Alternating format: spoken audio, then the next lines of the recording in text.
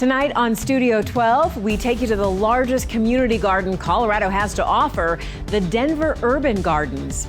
And we go inside the world of a local stained glass artist and his unique creations.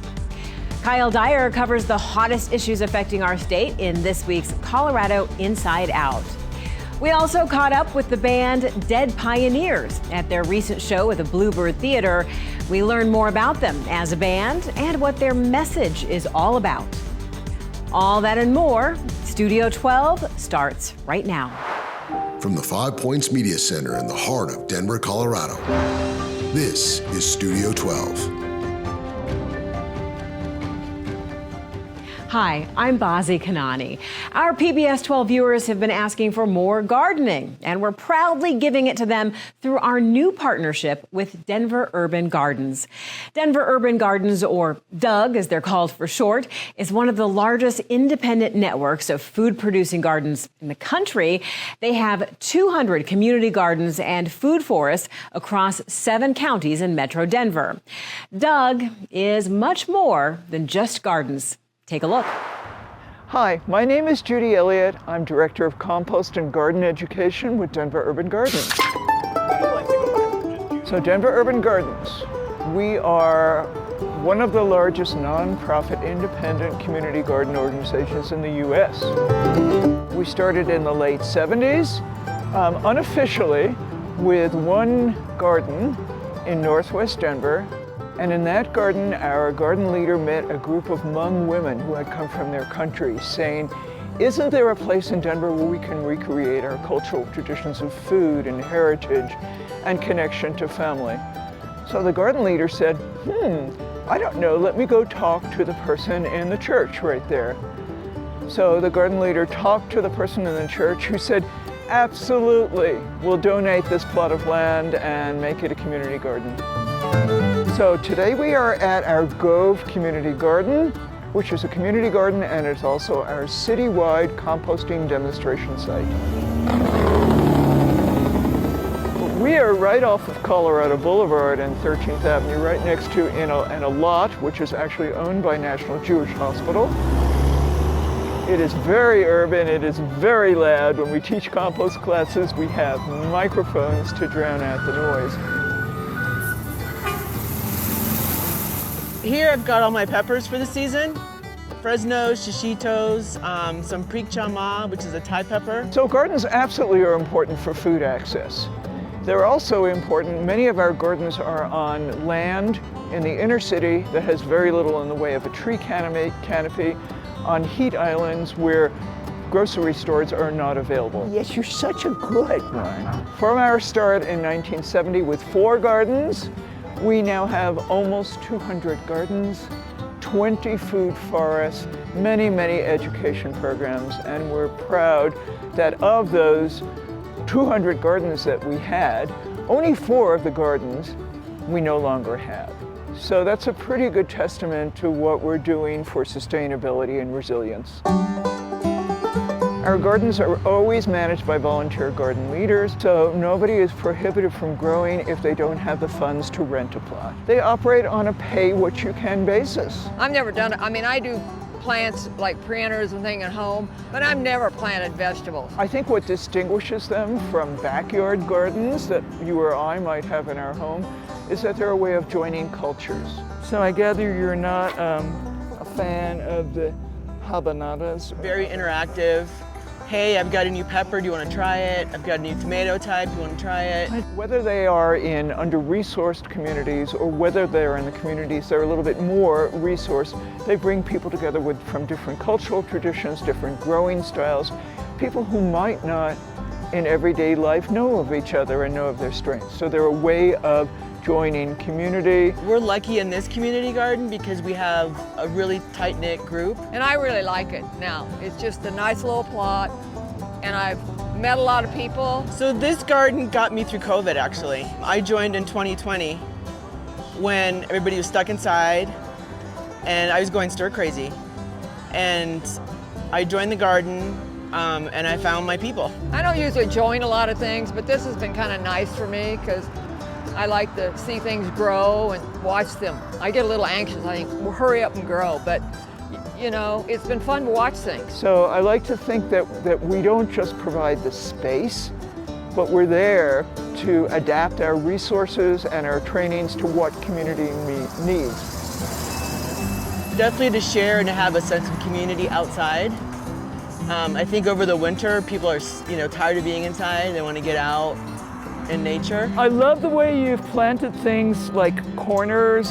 All the gardeners share what they know about weeds and what works and what doesn't. Teaching the skills for people to grow their own food. So we're not providing food, we are helping with food access plans and then teaching people how to grow those things.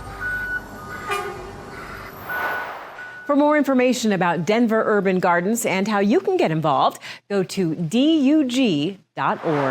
Tonight, as part of our Humanize Women in the Workforce series, we meet Alisha Harris, CEO and founder of Original Account Strategies. That's a website development and graphic design agency here in Denver. Alisha shares what her journey as a small business owner has been like, from building bridges among people and community to encouraging women to highlight their talents and accomplishments, as she has continued to do in her career. Here's Alisha's story. My name is Alisha Harris. I am the CEO and founder of Original Account Strategies. We are a web development and graphic design agency. I initially started this business during the pandemic. I was working in restaurants and quickly lost my job and needed to change and to adapt, especially knowing that in my household, I am the major breadwinner. When I started, it was just me trying to figure out what I could do to be helpful to people. I got to a breaking point when I was working both the restaurant and my business and realizing that I was pouring a lot of energy into building something for someone else, but not really giving my dreams a shot. And I'm really excited that we now have 3 people and actually an intern starting today. I really got passionate about being able to create spaces for people like me that I didn't see necessarily front and center in the industry, especially considering the world of graphic design and web development. There are fewer females of color. I didn't know that it was possible for me. It's a lot of pressure, but it is also a lot of fun because you know that it is uncharted territory. Starting a business was actually what forced me to go out and find community. And then my success came from really rooting into that community of pouring back into people and letting them pour into me. Without community, I would not have a business that is still standing today. People don't know what you're doing unless you tell them. Being more comfortable about speaking about what it is that you're doing and telling the great things that you're able to bring to the table has been one of the most important lessons that I have learned, whether throughout my career or in being a business owner, was letting people know how great I am and not being afraid to shy away from that. Especially as women, we get made to feel smaller or to downsize our accomplishments because we're told that it sounds like bragging. I don't think that that's true. You don't want to be the light that no one can see. You want to be the light that everyone can see. And now that I am growing my team, what I set as pricing or commanding what we're worth or what the value is that we bring, I have to stand firm for that because it also supports my team. And so knowing that I'm up front, it pushes me to really squeeze more of the value out of things and really showcase and highlight what we bring to the table because it's different. It's not what you're getting from everyone else. And I'm really confident in that and I believe in my team as well as myself. And I have to be the one that is continuously putting forth that message so that other people can also see that and respond to that. My mom was a really hard worker, the way that she was always willing to be that pillar of strength for us, which means keeping a steady job, making sure that we had health insurance and, all those like little things that allow you to function as a full human or as a little child. She was also our biggest cheerleader and our biggest fan. And I think that my mom knew that she wanted to be there for us. And even though she wasn't the most vocal, she showed us love in a lot of different ways. That is something that I always think about when I am the face of something or presenting myself to someone, is that other people are depending on me in this way. I don't want to speak for all females, but for me, I have approached things with more hesitancy than a male would.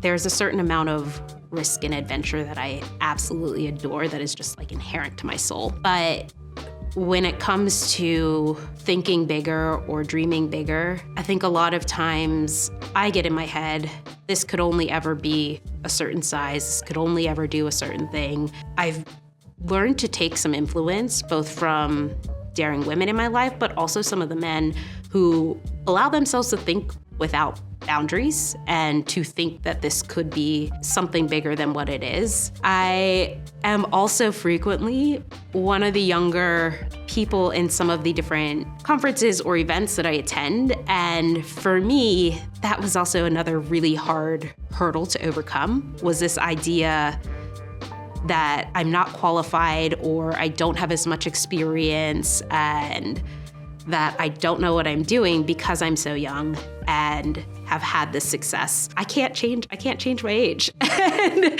one of the biggest things that allowed me to both have my business and live my life in a way that I enjoy, the act of balancing, it's not balance. It is not a fixed point, but it is something that is always changing and adjusting and shifting. When we think of like a flower in the breeze, it's shifting, it's moving, it's adjusting. Life is not fixed. It's always moving and it's always changing. And I think that that's what work-life balancing is. It's making room for things and knowing that there's different seasons where I might be working a lot more, but also seasons where I might be playing a lot more. I think we get told as women that there are certain, benchmarks, I guess, that you're supposed to be hitting. You're supposed to have this type of relationship. You're supposed to have these people surrounding you. You're supposed to be at this stage in your career. It can be really hard to drown out that noise, especially when it's coming at you from lots of different sources, right? You've got different types of media, you've got reinforcement from family, kind of pigeonholing you into this role. That's one of the dangers, is not realizing that you're living someone else's dream. If you know me and my husband, I am someone who is often daydreaming. I'm thinking about how do we make things better? How do we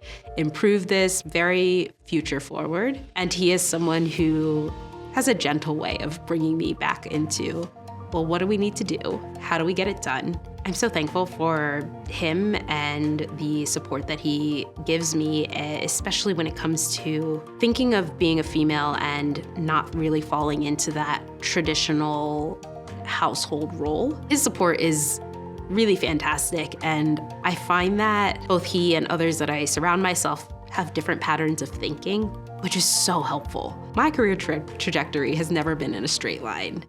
I worked in costume design, I worked on backcountry trail crews, I worked in construction, I worked in restaurants.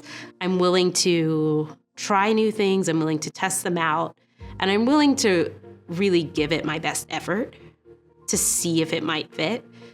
But there comes a point when I know that it's not a fit. I have stayed at different places for far too long, or stayed in situations that I know were not right for me because I was scared to let go, scared to make that shift. So I think hindsight, I would give myself the advice to trust myself a little bit more and to listen to my intuition and to listen to my gut and know that if I've given my best effort and I've made my best attempt at making something work and I know that it's not right, to give myself permission to let go and to do something different. One of the things that I think is not talked about is sacrifice, or the ability to give one thing up if it's not for you. So like for me, I don't want to have children and I'm okay with that. I can give back to my community in other ways. I think this idea of having it all and of not acknowledging some of the hardship that comes along with it can be really damaging. It can be damaging externally because something always ends up falling, or it can be damaging internally because you're not realizing your true passion. I think that women haven't been given that permission, so we kind of have to take it for ourselves. Right? We have to just say what it is that we want and also be unapologetic about what it is that we don't want. Since our interview with Alisha, she has finished her second year of graduate school, all while still running her business full-time. To view Alisha's personal artwork, you can visit her on Instagram at AlishaHarris.design or visit her website at originalaccountstrategies.com. And to view all of the Humanize series, you can go to our YouTube channel or our website at pbs12.org. Next up, as part of our Heart of the West series celebrating local artists, we're taking you inside the colorful world of stained glass art and into the garage studio of Colorado artist Mark Stine. We talked with Mark about his life and career as a stained glass artist, with big projects like at Buckley Air Force Chapel to custom pieces that shine in homes across the world.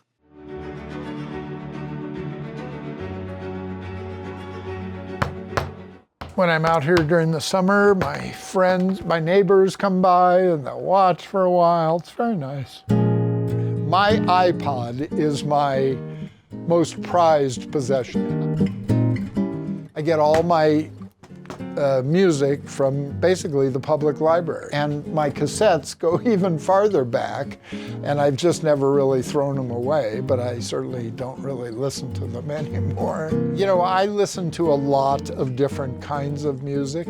Today, a lot of music has a very simplistic melody. I like a cappella, I like classic rock and roll, I like Western music, not country, but Western music. You know, about the cowboy and the rodeo, that kind of music. So when I was 10 years old, my dad and two of my uncles took a class, an adult class in stained glass. My father had bought the tools and supplies, so at the age of 11, I started teaching myself with getting started by my uncle, but the method I use today is what I came up with pretty much on my own. I was destined to go to med school. I was a microbiology major in college. I was already making stained glass all the time and as a summer job. And so I thought, I'll do stained glass professionally for a year. And I've always loved it, and I just never went back. And I struggled before the internet. There were times I worked a second job because I struggled to make enough money at stained glass. Yeah, I'd love to show these off because they are pretty cool. My parents used to say, oh, Mark, go get your latest thing and show these people. It was also difficult for them because they were frightened from the first moment that I would make a career out of this. They wanted the best for me, and they were convinced, without really knowing, but still very sure of the fact that I would struggle all my life if I chose art over medicine. I've never had an art class in my life. I mean, I've studied enough about art on my own that I'm able to design for my clients, but I couldn't sketch a face if my life depended on it. So I'm kind of a one-trick pony. Not exactly.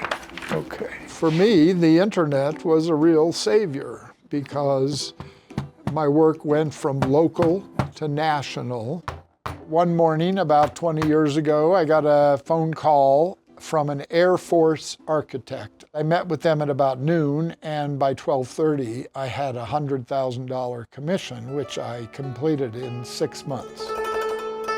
The scale of it was a challenge. It was 47 windows, large windows. It's in the main chapel at the Chapel Center at Buckley Air Force Base in Aurora. I just like to say, I submitted 13 designs. They picked the one I liked the least. I can see that's going to be the problem. Stained glass can be very frustrating. A ball of clay, you can pull it out 1,000 times on the wheel until you learn how to do it. But stained glass is expensive. The materials, the glass, etc., is expensive. And once you scratch a line on the glass, there's no taking it away. There's no going back. There are a number of moments that are better than others. Grinding is drudgery. Working with the clients is definitely one of the high points. Putting in the windows is definitely one of the high points. When you stand back and you're impressed by your own creation, and your client is equally, aghast at how great it comes out. This is gonna go in the front door of this home in Houston. And stained glass grabs a lot of people because it's colorful and it's got the light, the play of light that's coming through the glass. There's a lot about art that I don't know. I know what I like. I spent lots of hours in the library looking at art books. Up there in the window, you can see what I started making when I was 11. The butterfly, the skier, little sun catchers. I was captivated by it immediately. I consider myself extremely lucky that I make my living at basically this hobby that I took up when I was 10 years old, that I fell in love with. How did I become who I am? And really, it's so circumstantial. If my dad hadn't taken this class, I never would have touched a glass cutter in my whole life, I'm sure. And I love my life. I never set an alarm clock, and I never drive rush hour traffic. You know, it's been so rewarding, the work that I do for people and the life that I live because of it.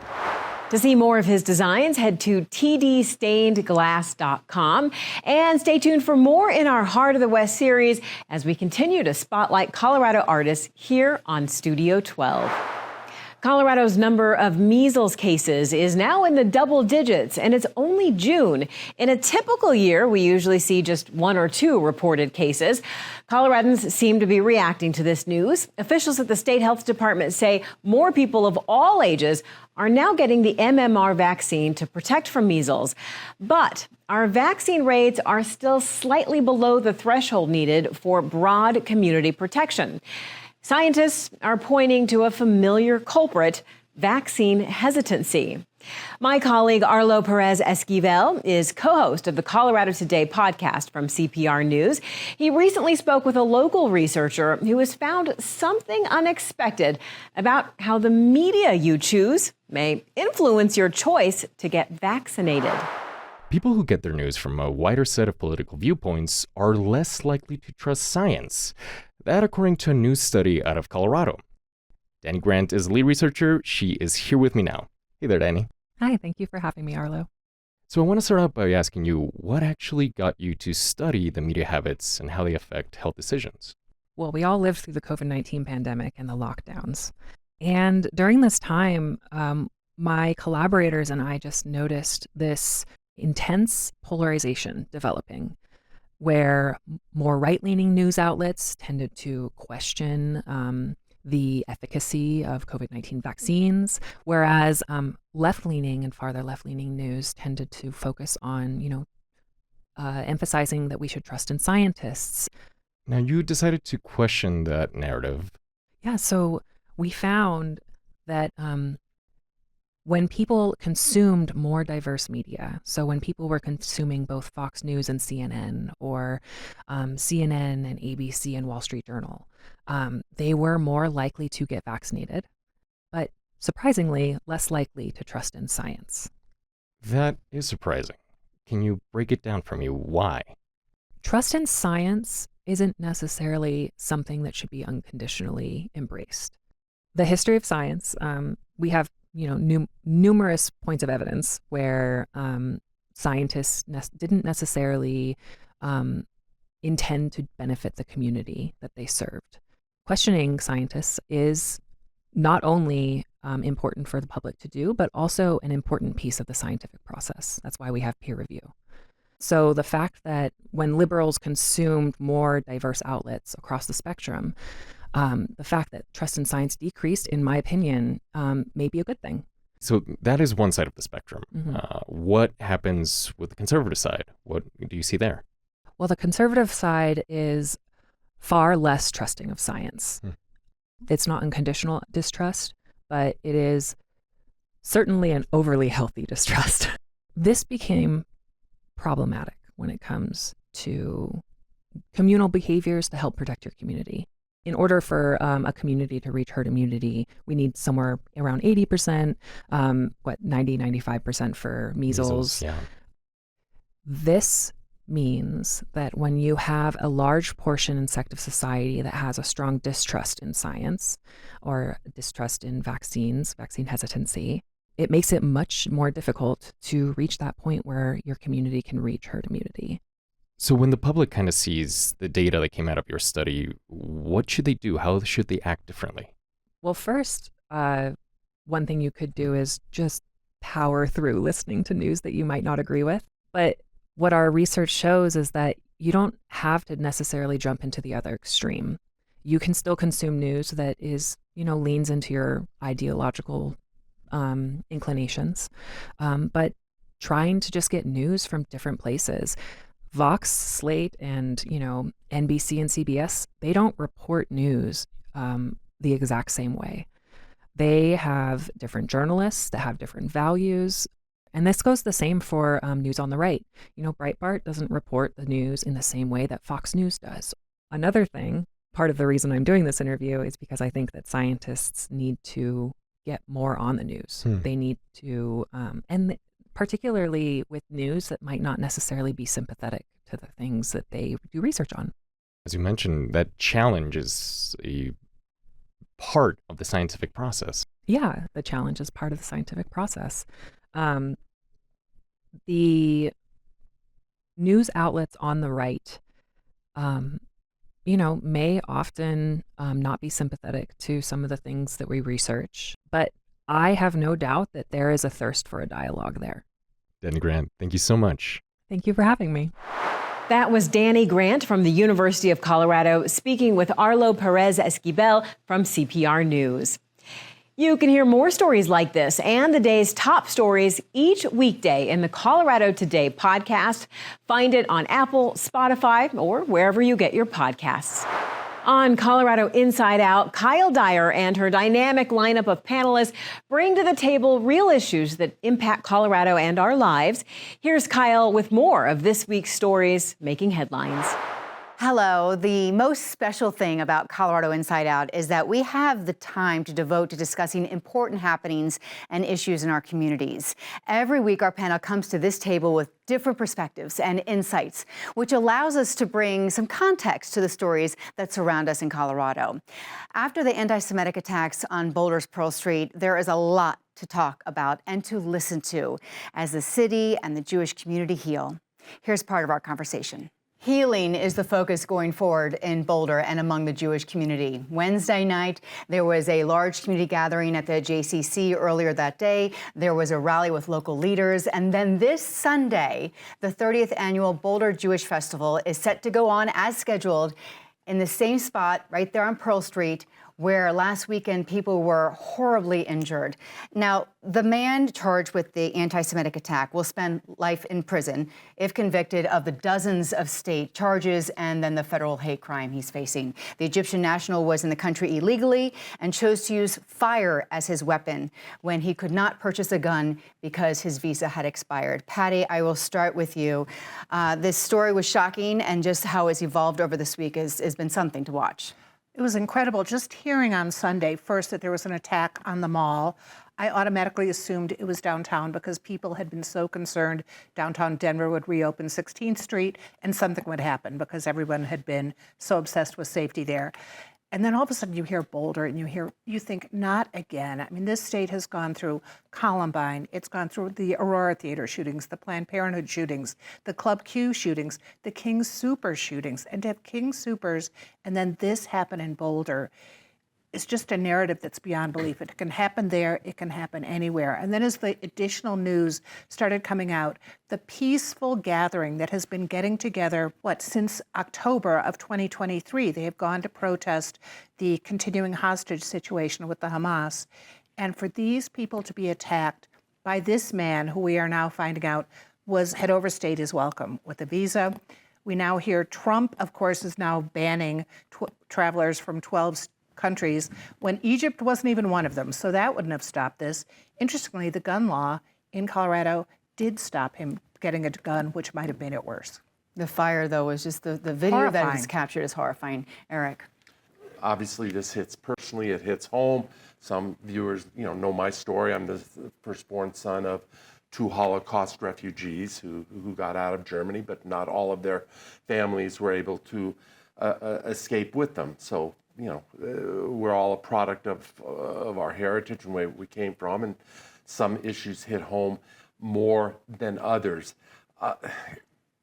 There's this delineation that some people try to hang their hat on of I'm anti-Zionist and not anti-Semitic. And I will grant there's a difference between the two. They're not always one and the same, but they are close cousins in many sense.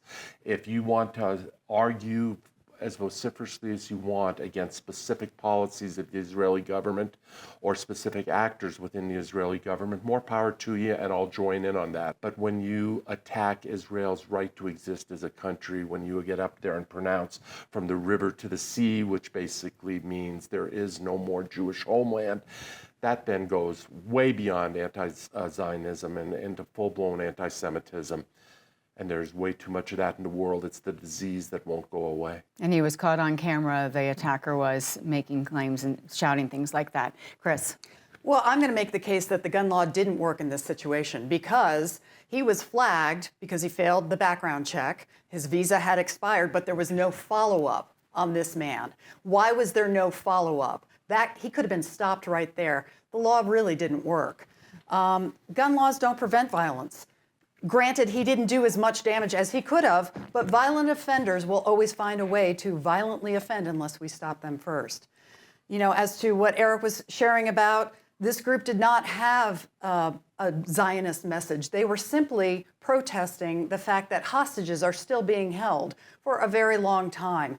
And these were Americans. Every American should be upset about what happened here. This wasn't just an attack on someone because of what's going on in another country, but these were Americans that had a voice and they were expressing it peacefully, and then this happened. Every American should be angry. Mm-hmm. Laura? What was interesting is that this man is coming from a city of Colorado Springs, which is not a sanctuary city, and so much has been made about whether it's a sanctuary city and it's allowing immigrants to stay undocumented in those cities or states.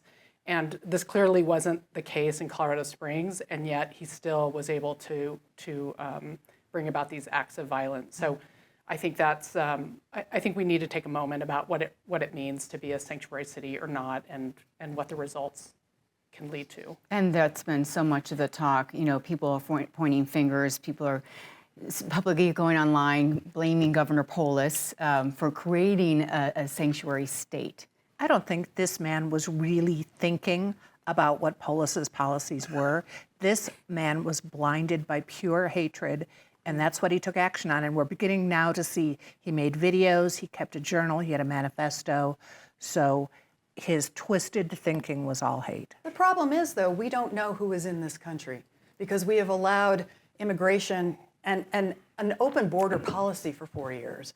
And we're trying to correct that now. I don't know that the methods are always lining up with what's going to be the best, but we really don't know who's in this country and what their opinions of us are or what their intentions are. But I think you are talking about it's a broken system. I think everybody would agree that it's a broken system, but it doesn't mean that that has been open for the last 4 years. I would disagree with you on that point. I think it's been a different attempt, right? And if you'll remember, there was a bipartisan bill that came up that was going to reform immigration and the way people came into this country, and Trump shot it down. And everybody was on board, both sides were on board, and because of politics and because he's more concerned about himself than what's good for our country, it was shot down and every Republican stood behind him.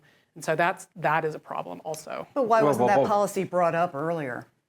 In the administration. It was negotiated, and the Republicans pushed the Democrats to the table, and I think that's fantastic, and that is a great way for our country to move forward. But then the Republicans fell in line behind a specific leader instead of behind principles.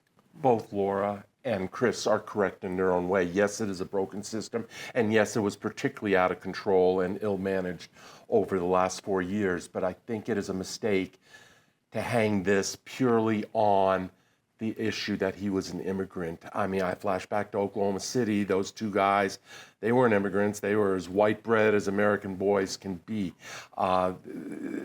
these are individual acts. They are not group acts. We need to address them as individual acts. That is not to say we can't fix our immigration system and must fix our immigration system and have a better idea who's in this country. But to use this to demonize all immigrants is wrong. I don't want to pretend that I'm demonizing all immigrants, but we have had a broken system. And this man was here illegally, expired visa. 40% of those who are here illegally came with a visa, and it's expired. So something has to be fixed. And the administration says they're going to be cracking down on those people who are overstaying their visas now. You can watch our full episode of Colorado Inside Out at pbs12.org, on the PBS Passport app, or on our YouTube channel. You can also listen to our extended conversation on our podcast on Spotify or Apple Podcasts. We are here for you, Colorado, and we're already gearing up for this week's episode, which will premiere this Friday at 8 right here on PBS 12. If you love nature's wonders, we invite you to journey alongside the monarch butterfly. Monarchs in Motion is a documentary by a 14-year-old filmmaker. It follows the determined monarch butterfly on its 2,500-mile migration from Canada to Mexico, and it uncovers the powerful connection between these butterflies, the environment, and the people who work to protect them. Enter the magical world of monarch butterflies. Our journey shows this persistent creature as fragile as it is resilient. Monarch butterflies are incredibly unique in that in the butterfly world, in the family of Lepidoptera, they are one of the very few that have a migration. And not only do they have a migration, but they have a migration that extends thousands of miles, as far as southern Canada, all the way down to their wintering grounds in Mexico.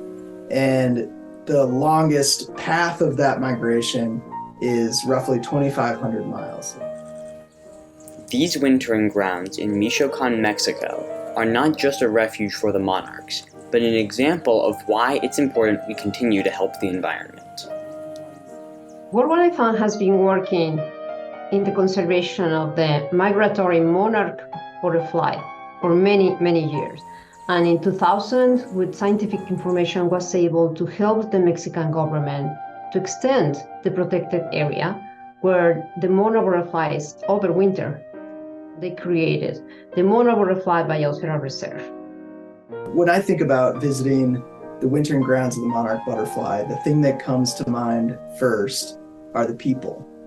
And when you visit the sanctuaries in the monarch butterfly biosphere reserve, you're visiting the homeland of people who are caring for these creatures. So for me, that's the face of the butterflies are the people who live in this place, who protect them. Every little part of the migration is crucial. The monarch's migration is not a lone journey, but a series of interactions between the butterflies and the people and places they encounter.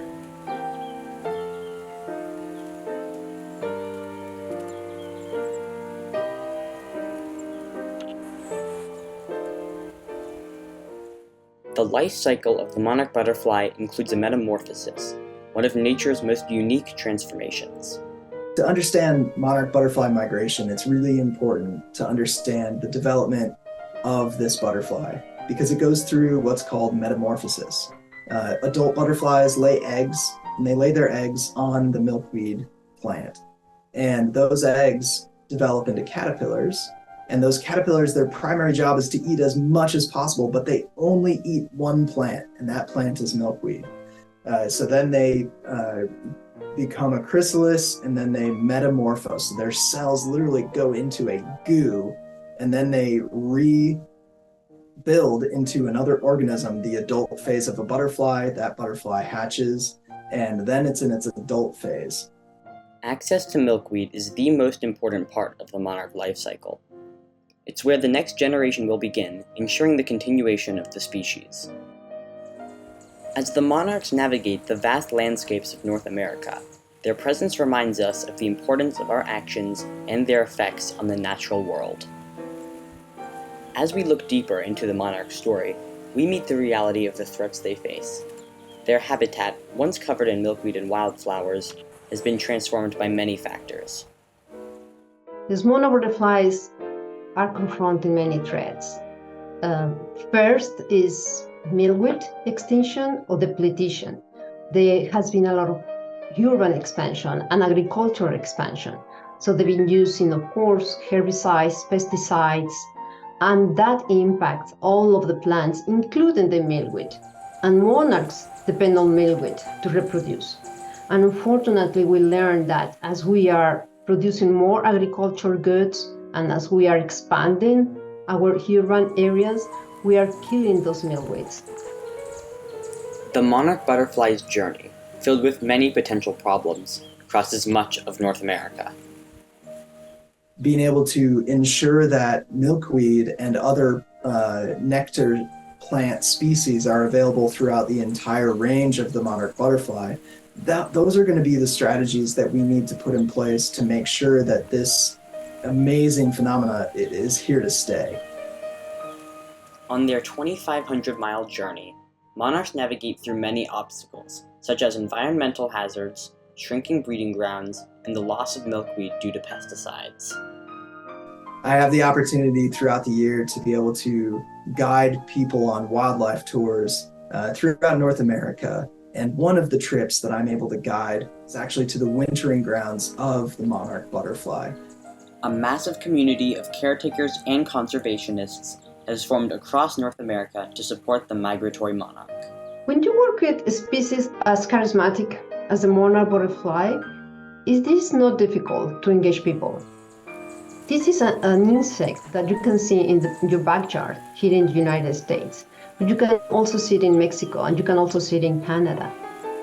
The monarch's journey has become a shared one, with their fate linked to our individual and collective environmental actions. We're learning things that we never thought was possible.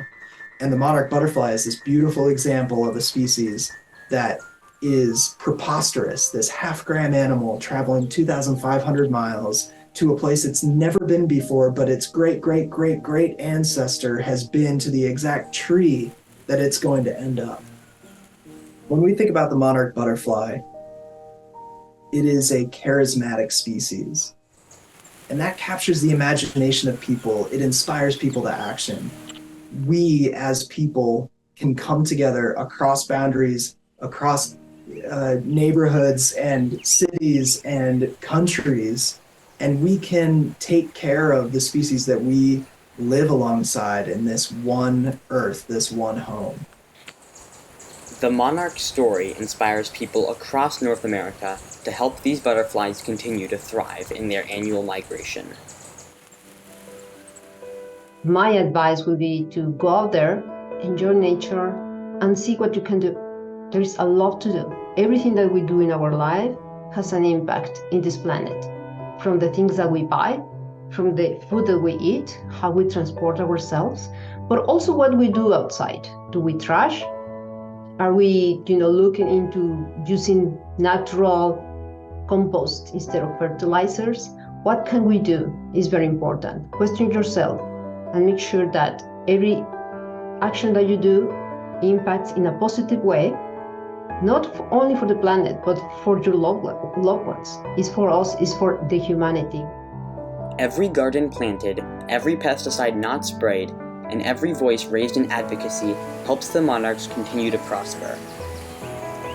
From Canada to Mexico, we can all share the migratory monarch butterfly experience. Their successes represent our shared actions and efforts towards conservation and environmentalism. As we move forward, let the monarch be an example to the conservation and future for other species.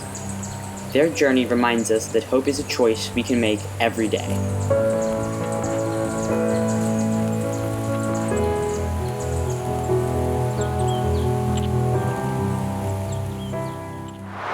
To catch this and other films like it from the Colorado Environmental Film Festival, go to pbs12.org.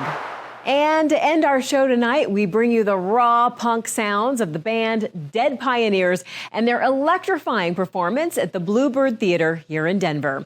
Rooted in themes of identity, resistance, and the indigenous experience, their music confronts American political life head-on, bold, defiant, and unforgettable. Here are Dead Pioneers.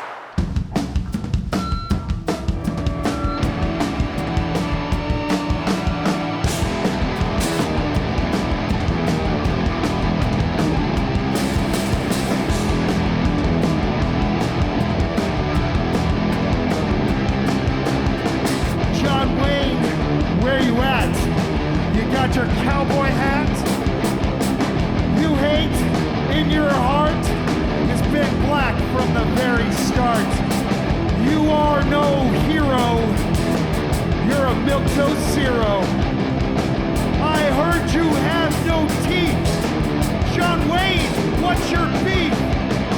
Fake ass cowboy, overcompensating old boy. John Wayne plays SS. Picture tucked in his little cowboy vest. Best cowboy that never existed. White narrative gets it twisted. I wanna punch you, closed-fisted. Tear down your silver screen of lies.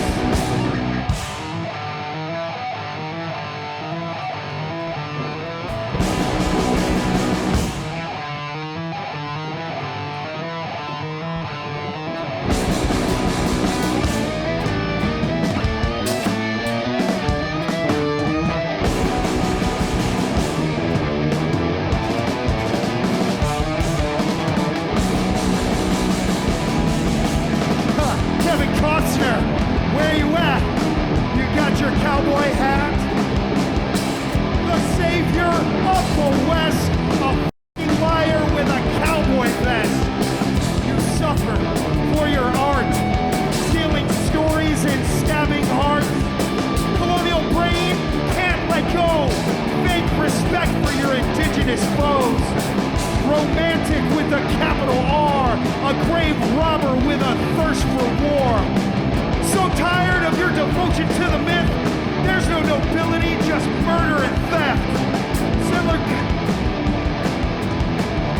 lies and genocide. You profit off the murder of a way of life that you'll never find. Best cowboy that ever existed. White narrative gets it twisted. I wanna punch you, closed-fisted. Tear down your silver screen of lies. Greg, I want to just get right into it. When talking with a mind like yours and an artist of your caliber, I just want to hop right into it. When we last talked, you talked about being Native, being indigenous as first and foremost a political identity. Can you talk to me about that a bit? Yeah, the misconception of indigenous existence in the United States is that we're a racial group.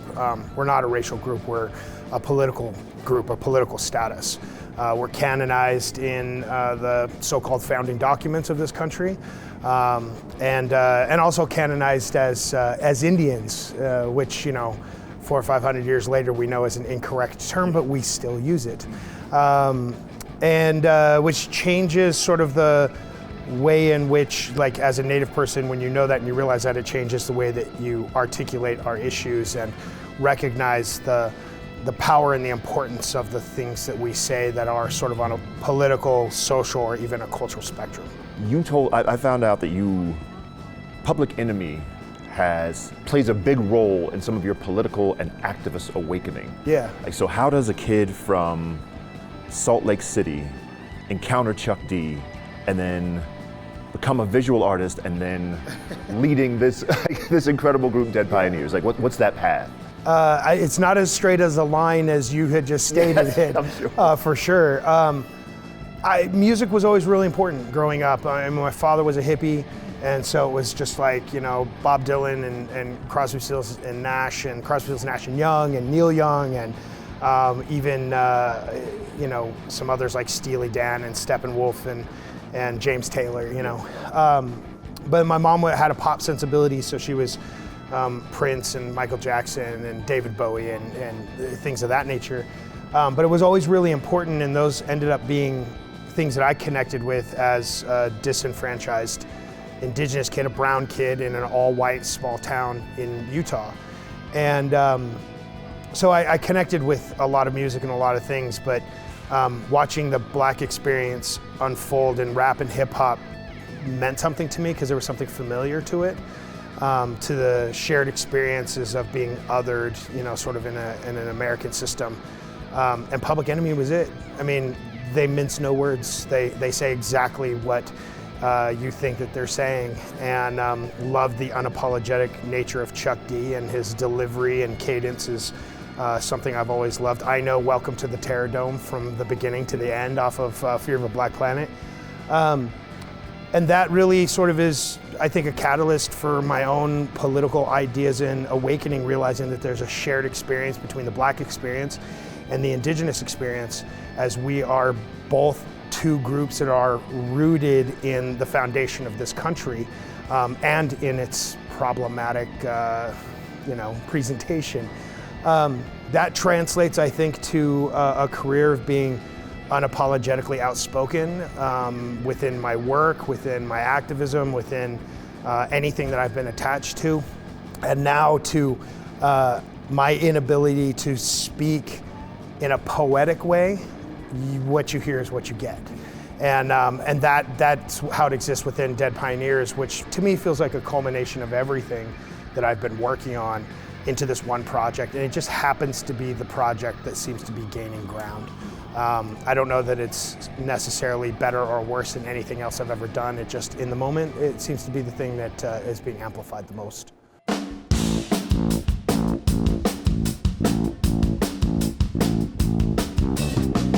No one notices, no one sees. His life has no guarantees. Doesn't talk, can't hear, towers over you, stands near, observes and scans, stoic, nervous, has control, loyal service. He destructs, he constructs, this is all you know. Ratchet is a foe. Thank you, he says, McMurphy swore. Give him more, give him more. On a small words, whispers a phrase. In a daze, in a daze. Juicy fruit, juicy fruit, juicy fruit. You got played.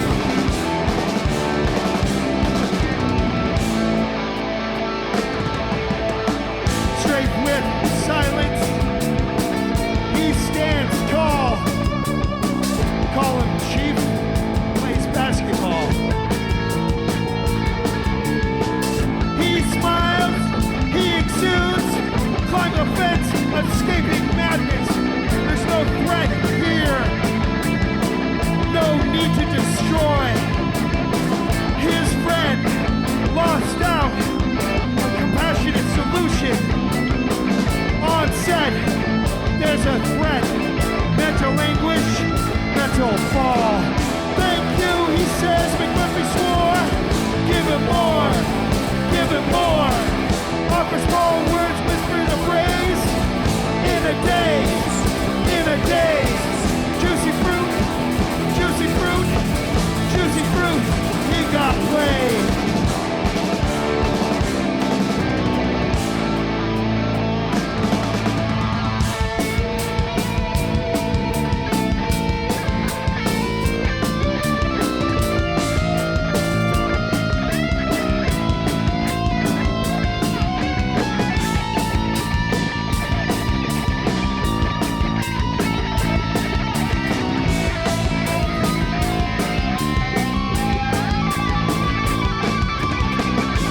Life he takes is out of remorse. He lifts the sink with the strength of a horse. He flees to be indigenous and to be free. He represents you. He represents me. Thank you, he says, McMurphy swore. Give him more. Give him more. Offer small words, whisper a phrase. In a daze, in a daze. Juicy fruit, juicy fruit, juicy fruit. You got played.